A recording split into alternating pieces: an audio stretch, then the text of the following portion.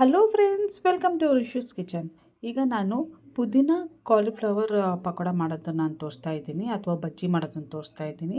ಈಗ ನಾನು ಆಲ್ರೆಡಿ ಬಿಸಿ ನೀರಿಗೆ ನಾನು ಸ್ವಲ್ಪ ಅರಿಶಿನ ಉಪ್ಪು ಹಾಕಿ ಕಾಲಿಫ್ಲವರ್ನ ಚೆನ್ನಾಗಿ ಅದನ್ನು ಒಂದು 5 ನಿಮಿಷ ಬೇಯಿಸ್ಕೊಂಡು ಅದನ್ನು ನೀರನ್ನು ಬಸಿದು ತೆಗೆದಿಟ್ಟಿದ್ದೀನಿ.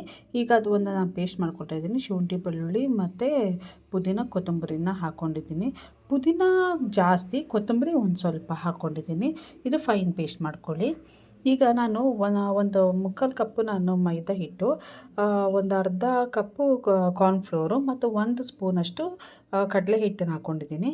ಇದಕ್ಕೆ ಒಂದು ಸ್ವಲ್ಪ ಉಪ್ಪು ಮತ್ತು ಒಂದು ಸ್ವಲ್ಪ ಗರಂ ಮಸಾಲ, ಚಿಲ್ಲಿ ಪೌಡರು ಇದಿಷ್ಟನ್ನು ಹಾಕಿ ಚೆನ್ನಾಗಿ ಮಿಕ್ಸ್ ಮಾಡ್ಕೊಳ್ಬೇಕು. ಆಮೇಲೆ ನಾವೇನು ಪೇಸ್ಟ್ ಮಾಡ್ಕೊಂಡಿದ್ದೀವಲ್ಲ ಪುದೀನ ಪೇಸ್ಟು, ಅದನ್ನು ಹಾಕ್ಕೊಳ್ಬೇಕು. ಅದನ್ನು ಹಾಕ್ಕೊಂಡು ಎಷ್ಟು ನೀರು ರಿಕ್ವೈರ್ಮೆಂಟ್ ಇರುತ್ತೋ ಅಷ್ಟು ಹಾಕ್ಕೊಳ್ಳಿ. ಅದು ಮೀಡಿಯಮ್ ಕನ್ಸಿಸ್ಟೆನ್ಸಿಲಿ ಇರಬೇಕು. ತುಂಬ ತೆಳುವಾದರೆ ಕಾಲಿಫ್ಲವರಿಗೆ ಅದು ಅಂಟ್ಕೊಳ್ಳಲ್ಲ.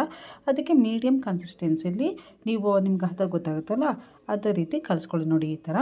ಈಗ ಇದಕ್ಕೆ ನಾನು ಒಂದು ಸ್ವಲ್ಪ ಎಕ್ಸ್ಟ್ರಾ ಟೇಸ್ಟ್ ಇರಲಿ ಅಂತೇಳಿ ಬ್ಲ್ಯಾಕ್ ಸಾಲ್ಟ್ ಬರುತ್ತೆ ನೋಡಿ, ಅದನ್ನು ಹಾಕ್ಕೊಳ್ತಾ ಇದ್ದೀನಿ. ಇದು ಟೇಸ್ಟ್ ತುಂಬ ಚೆನ್ನಾಗಿ ಕೊಡುತ್ತೆ ಫ್ರೆಂಡ್ಸ್.